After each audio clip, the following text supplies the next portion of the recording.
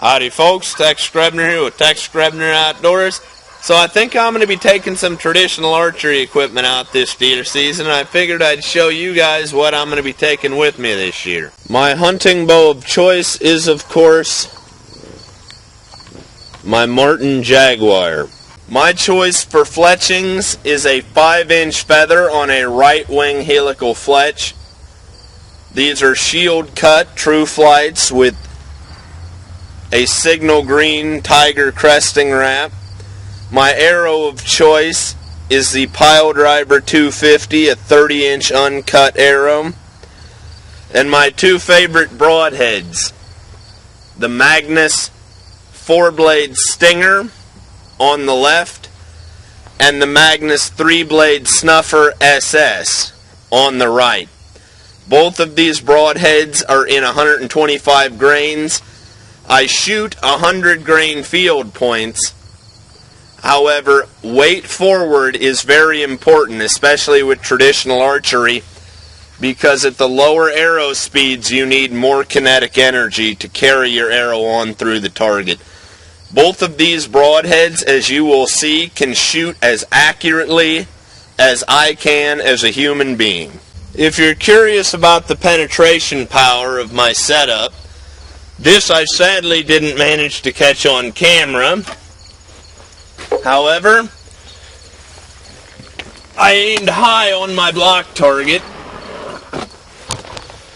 to try and hit a fresh patch.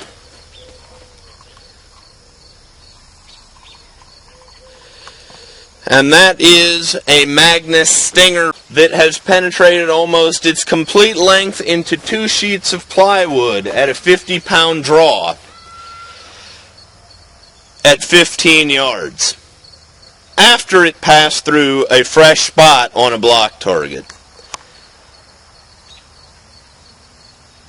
What makes these two broadheads my choice is that they are both spin tested from Magnus. Spin testing is to show whether or not your shaft and your arrowhead are both straight, because an arrowhead or a shaft that is not straight will not stay on one set point. But if your arrowheads will spin correctly, then you know that they will shoot correctly. First up, at 15 yards, the 3-blade Magnus Snuffer SS in 125. As you can see, it flies field point true and buries itself deeply into the target, even with a 50-pound draw. Next up is the Magnus Stinger 125 grain 4-blade broadhead. It flies equally as true and buries itself deeply into the target at 15 yards. A 3-blade broadhead is ideal for whitetail because, as you can see,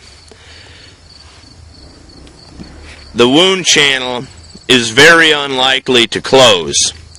Now, obviously, I'm just poking this in here, and I'm not claiming to have made that shot. A 4-blade broadhead, such as this Stinger, is ideal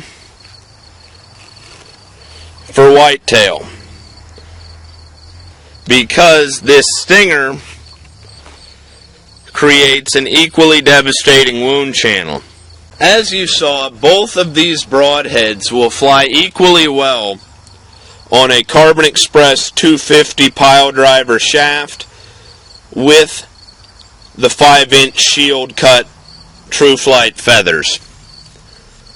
Both of these broadheads are ideal for deer-sized game out of a traditional bow or out of a compound bow. Well, I'm pretty confident that if I get a deer to show up inside of 20 yards this year, if I've got my Martin Jaguar and my Magnus broadheads with me, that I'm going to be taking it home with me.